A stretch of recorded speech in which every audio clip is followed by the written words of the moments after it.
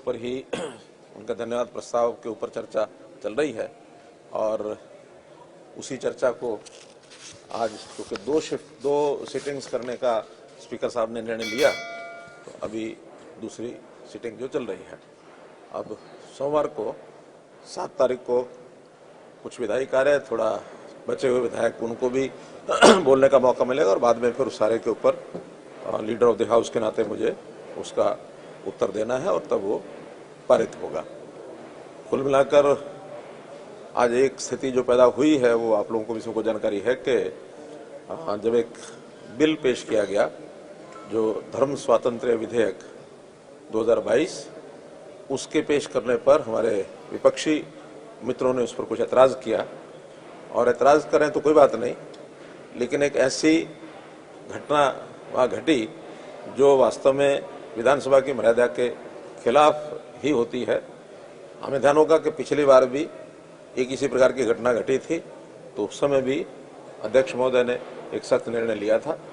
आज भी उन्होंने एक मौका दिया था हमारे विपक्षी जो नेता उस समय थे कात्यायन जी, रघुवीर कात्यायन जी, तो उनको कहा कि अगर इसमें अभी भी वो खेद प्रकट कर लें, क्योंकि एक नियम है सदन का कि कोई भी पटल पर रखा हुआ कागज पत्र डॉक्यूमेंट उसको फाड़ा नहीं जा सकता। तो उन्होंने वो जो बिल रखा था धर्म स्वातंत्र्य विधेयक, उसकी कॉपी को फाड़ा और वो एक अपने आप में स्पीकर साहब ने उसका संज्ञान लिया और संज्ञान लेने के बाद एक मौका भी दिया, लेकिन उन्होंने उसको नहीं माना। और जब नहीं माना तो उन्होंने उनको नेम किया और एक प्रस्ताव पारित करके और उनको शेष अवधि जो इस बजट सत्र की है उसके लिए निलंबित कर दिया है। जो घटना अच्छी नहीं है, फिर भी विधानसभा अध्यक्ष को अपने अधिकार का प्रयोग करते हुए एक ठीक से विधानसभा का सत्र चले, उसके लिए उनको निर्णय लेना पड़ा। जैसे रघुवीर सिंह कात्यायन ने एक तरह से जिद ये करी कि वो अपना सब जो उन्होंने किया, जो रिएक्ट किया, उन्होंने जो फाड़ा बिल को, उसमें उन्होंने कोई खेद व्यक्त नहीं किया। उसके बाद पूरा सत्र सेकंड सिटिंग जो चल रही है पूरे से विपक्ष गायब है। सत्ता पक्ष सरकार के खिलाफ बाहर विपक्ष आरोप लगाता है। अब जब सदन में तमाम मुद्दों पर बात हो सकती है और विपक्ष का गैर हाजिर रहना, एक तरह से पूरे सिटिंग से वॉकआउट करके चले जाना, ये एक लोकतंत्र में किस तरह की परंपरा आप देख रहे हैं, चूंकि जनता जो है वो चाहती है। मैंने बताया ना, ये अच्छा नहीं है, लेकिन फिर भी आखिर एक व्यक्ति को, अगर सदस्य को अध्यक्ष महोदय ने उनके खिलाफ कोई निर्णय दिया है तो बाकी सब सदस्यों को तो विधानसभा में रहना चाहिए। और बड़े कष्ट की बात यह है कि जब दूसरे सत्र की जब मीटिंग शुरू हुई, दूसरी मीटिंग जब शुरू हुई, उसके बाद भी जो विपक्ष के हमारे विधायक कांग्रेस के आए तो उन्होंने उस विषय को छोड़ करके आगे चलाने की बात नहीं की। उसी विषय को जो अध्यक्ष महोदय निर्णय दे चुके हैं उसी को चैलेंज करने के लिए फिर वो खड़े हुए, तो ये तो आखिर विधानसभा का एक अपमान ही कहा जाएगा, क्योंकि उनको इस बिल के ऊपर कोई ऐतराज था तो जब इसके ऊपर चर्चा होती तब वो विषय को करते। एक निर्णय किया है और वो एक बहुमत से विधानसभा ने भी उसके ऊपर मोहर लगाई है, तो विधानसभा के बहुमत निर्णय के खिलाफ वो भी लोकतंत्र की पद्धति के विपरीत है, उसके अनुकूल नहीं। किसी भी धर्म का इसमें मेंशन नहीं किया हुआ स्पेसिफिक, लेकिन फिर भी विपक्ष ने इसको हिंदू मुसलमान भाईचारे से और उसको जोड़कर देखा और इसलिए कहा कि वो ठीक है। तो सर अभय चौटाला ने ये कहा है कि जो सरकार बांटने का काम कर रही है, इस तरीके के कानून की प्रदेश में ही नहीं। हम बांटने का काम नहीं कर रहे हैं, हम तो ये स्थितियां बिगड़े नहीं, वो ठीक बनी रहे, सौहार्द भाईचारा बना रहे, इसके लिए बिल्कुल आए हैं। क्योंकि पिछले काफी समय की घटनाएं ऐसी हो रही हैं जिसके अंदर धोखे से, विवाह का लालच दे करके, पैसे से विदेश भेजने की बातें, बिजनेस व्यवसाय कराने की बातें, ये घटनाएं घट रही हैं और उसके कई प्रमाण भी हैं, उसके कई एफआईआर भी लिखी गई है, एफआईआर भी लिखी गई है। तो वो सारी घटनाएं हो रही हैं और उसके बाद उन झगड़ों में से जब परिवार के लोग सहमत नहीं होते तो उनके अपने झगड़े होते हैं और बहुत से लड़के लड़कियां जब घर से भागते हैं और वो धर्म परिवर्तन के नाम से भी उसमें से कई चीजें आती हैं। और ये केवल घटना हरियाणा में हो रही है ऐसा नहीं है, देश के अन्य बहुत से प्रांतों ने भी इसको महसूस किया। उन प्रांतों में भी ये बिल बने हैं, आज नहीं बने हैं, आज से कहीं 5 वर्ष पहले, कहीं 2 वर्ष पहले, कहीं 3 वर्ष पहले कई प्रांतों में बने हैं। और जब इस विषय का हमें ध्यान में आया कि ये बहुत एक भयानक एक ट्रेंड शुरू हो गया है, इसकी घटनाएं यमुनानगर में घटी, इसकी घटनाएं पानीपत में घटी, इस प्रकार की घटनाएं गुड़गांव में यानी मेवात में घट रही हैं, नूह में, तो ये घटनाएं प्रदेश में बढ़ती जा रही हैं। तो इन घटनाओं करेंगे आपकी कितनी वो जब बिल के ऊपर चर्चा होगी उस समय सारी बातें करेंगे। जो घटनाएं हैं क्या आपको लग रहा है इस दिन से रुक जाएंगी या ये धर्म परिवर्तन करना बहुत मुश्किल हो जाएगा? इसमें धर्म परिवर्तन करना या ना करना विषय वो नहीं है, अनैतिक तौर पे नहीं होना चाहिए। धर्म परिवर्तन मना ही नहीं है। धर्म परिवर्तन में संविधान में भी एक अधिकार दिया गया है कि कोई भी व्यक्ति अपनी इच्छा से, मन से, समझ करके और किसी भी धर्म को अपना सकता है, किसी धर्म में जा सकता है, ये स्वतंत्र है। और इस एक्ट में भी ये लिखा है कि अगर कोई घोषणा करके और डिप्टी कमिश्नर को अप्लाई करते हैं कि मैं अपना धर्म परिवर्तन करना चाहता हूं, वो कर सकता है 1 महीना पहले। सर, विपक्ष कह रहा है कि आईपीसी में पहले से प्रावधान था, इसकी क्या जरूरत है? आईपीसी में इतने जो प्रावधान की जो मर्यादा है वो इतनी सख्त नहीं है और उसका कोई प्रभाव इस नाते से नहीं है। वो तो सामान्य जितने अपराध होते हैं, किस बार के धमकी देना, मारना, डांटना, बल प्रयोग करना, ये उस प्रकार की धाराएं हैं। लेकिन एक पर्पज विशेष के लिए, खास करके लालच, फिर धमकी, फिर उसके साथ धोखा, धर्म परिवर्तन के लिए, या शादी करना और उस शादी के बहाने से धर्म परिवर्तन करना, या विदेश भेजना उसके नाम से धर्म परिवर्तन करना, तो ऐसी कुछ चीजें हैं जो धर्म स्वातंत्र्य विधेयक है। ये आईपीसी को कहीं चैलेंज नहीं है। आईपीसी की धाराएं वो पहले भी थी, आज भी हैं, लेकिन उपस्थितियां विशेष कभी कभी किसी कारण से बनती हैं, तो उस कारण को ठीक करने के लिए समाज में सौहार्द बना रहे, वरना यही तनाव के विषय बनते हैं। हम देखते हैं तनाव के विषय, मैंने आपको स्थान बताए, आप जाकर के वहां पता कर सकते हैं कि पानीपत में घटनाएं हुई कि नहीं हुई, यमुनानगर में हुई कि नहीं हुई, गुड़गांव में हुई कि नहीं हुई, फरीदाबाद में हुई कि नहीं हुई, नूह में हुई कि नहीं हुई। और ये रिलेशंस हमारे ठीक बने रहें। वो घटना तो एक जगह होती है, एक परिवार की होती है, तनाव में सारा समाज आ जाता है। तो ये पिछले मामलों पर भी इसका असर होगा सर, या जब से लागू होगा उसके बाद भी बढ़िया असर?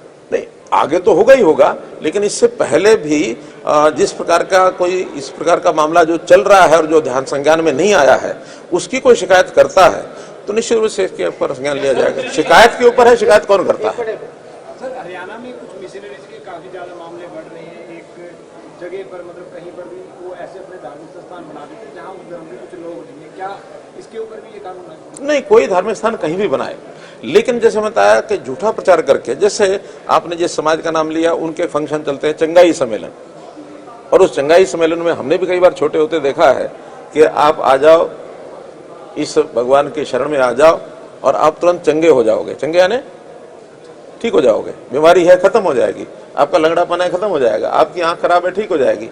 ये जो अंधविश्वास की बातें धार्मिक एक औरा दे करके लोगों को बताई समझाई जाती हैं, ये भी एक प्रकार से लोगों को बहकावे में ला करके और गलत रास्ते पर चलाने का है। इस पर भी रोक लगाई जाएगी। मुख्यमंत्री जी जगदीप मलिक ने एक विषय लाल डोरे को लेकर के उठाया। उनका ये कहना था कि इस तरीके से कार्य किया गया है कि जो जमीन की असली जो मलकियत है वो सामने नहीं आ पा रही है। इसको लेकर के बड़ा गंभीर विषय उन्होंने उठाया और ये भी कहा कि आपस में लड़वाने वाला काम हो जाएगा। देखिए, अभी तक जो विषय चलता था वो एक लाल डोरा अंग्रेज सरकार ने बनाया था कि रेवेन्यू के नाते इस लाल डोरे में हमारा कोई अधिकार नहीं रहेगा। पंचायत एक प्रकार से लोकल एडमिशन चलाएगी, कोई रेवेन्यू में उसका रिकॉर्ड होता नहीं था। और वहां पर झगड़े, भाई भाई के झगड़े, पड़ोसी पड़ोसी के झगड़े, पंचायत के गली के झगड़े, तो ये सारे क्योंकि रिकॉर्ड नहीं होता था। अब जब ये ध्यान में आया विषय, तो स्वामित्व योजना अब तो देश ने, प्रधानमंत्री जी ने इसको स्वीकार करके सारे देश में लागू किया, क्योंकि जिसकी जो जमीन है उसका कोई आज रिकॉर्ड नहीं है। आज तो पंचायत को ग्राम सभा में ये बताना पड़ता है कि ये जमीन इस मालिक की है, और उसकी मैपिंग वो हमने ड्रोन से कराई है, बाकायदा उसके निशान लगाए जाते हैं। निशान लगाने के बाद ड्रोन से उसको नपाई होती है, फिर उसकी मेजरमेंट होती है, फिर उसका स्टेटमेंट होता है कि कितने जमीन तुम्हारी एरिया कितना है। उसको मिलान करने के बाद फिर ग्राम पंचायत को बताया जाता है कि इसकी ये। उसके बाद फिर कोई आपत्ति अगर आती है तो उस आपत्ति को ठीक किया जाता है। फिर भी किसी को आपत्ति होती है तो डिप्टी कमिश्नर इसकी अपीलिंग अथॉरिटी है, और डिप्टी कमिश्नर को 1 महीने में उसका निर्णय करना पड़ता है। उस डिप्टी कमिश्नर के निर्णय पर अगर उसकी सहमति नहीं है तो फिर कोर्ट भी जाता है। तो इसलिए किसी के ऊपर जोरदस्ती नहीं है। गाँव वालों से कुछ नहीं पूछा गया, गाँव वालों से ग्राम सभा में पूछा जाता है, क्योंकि मैं तो स्वयं गया हूं करनाल के गांव में, जब सबसे पहले इसका शुभारंभ कराया। कौन सा गांव था? सिरसी। तो सिरसी के सारे गांव के लोग आए, और अभी भी 3000 गांव में रजिस्ट्रियां हो चुकी हैं, किसी गांव से कोई शिकायत नहीं आई है। लेकिन अगर 3000 में लगभग ये 10 लाख के आसपास रजिस्ट्रियां हो गई हैं, 3.5 लाख रजिस्ट्रियां बट चुकी हैं, बाकी बटने के प्रोसेस में हैं, तो शिकायत तो हमारे पास भी आती ना। वो तो किसी व्यवस्था का विरोध करना हो तो कुछ भी कहो। आज भी कोई शिकायत आएगी तो उसको जो पहले प्रावधान थे उसमें तो कहीं सरकार का मामला था ही नहीं, यानी कोर्ट का भी नहीं था। लोकल पंचायत जो फैसला कर दे। लेकिन आज तो सारी प्रोसेस, रेवेन्यू रिकॉर्ड, सारे ऊपर तक सभी अपने अधिकार की बात वहां उठा सकते हैं, कहीं कोई समस्या नहीं है।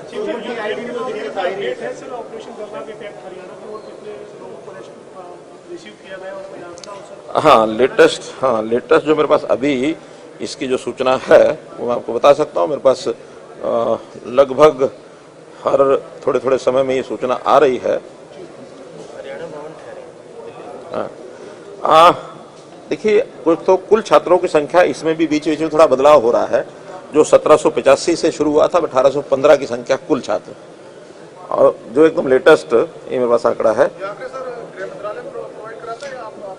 नहीं, हमारा हमने एक बनाया है अपना कंट्रोल रूम फरीदाबाद में। जो संजय जून हैं वो उसके इंचार्ज हैं, डिवीजन कमिश्नर हैं। सभी डीसीज के साथ तालमेल है। फिर इन्फॉर्मेशन सेंटर से भी हमको मिलती है, वो भी तालमेल करते हैं। ये डिप्टी कमिश्नर हर एक परिवार से संबंध बनाए हुए हैं, और हमारे यहाँ फॉरेन कोऑपरेशन डिपार्टमेंट, उनके पास भी मैसेज आते हैं। सारे के सारे वहाँ इकट्ठे होते हैं, वो चार्ट बनाते हैं और फिर उसको सर्कुलेट करते हैं। अभी तक उनमें से कुल 1014 लोग ये भारत वापस आ चुके हैं।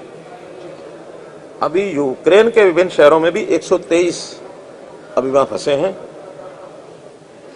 599 ऐसे हैं जो बॉर्डर देशों में पोलैंड, हंगरी, रोमानिया, स्लोवाकिया पहुंच चुके हैं, और अभी इसमें 59 ऐसे हैं जिनके साथ अभी कोई संपर्क नहीं हो पाया है। 20 ऐसे हैं जो चले हुए रास्ते में। ये हरियाणा के।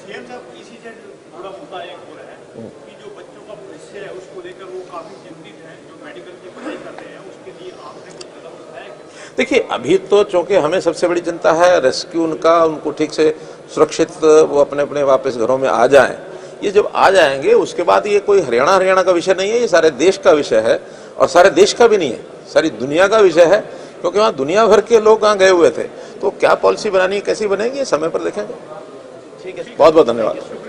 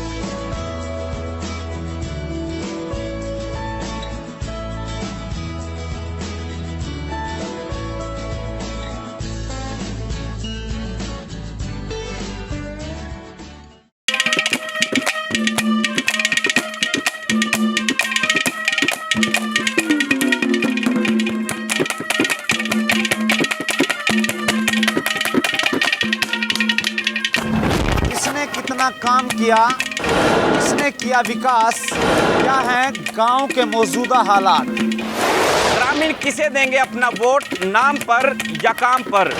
पूछेंगे हम, बताएंगे आप। ये खास कार्यक्रम पंचायती सरकार।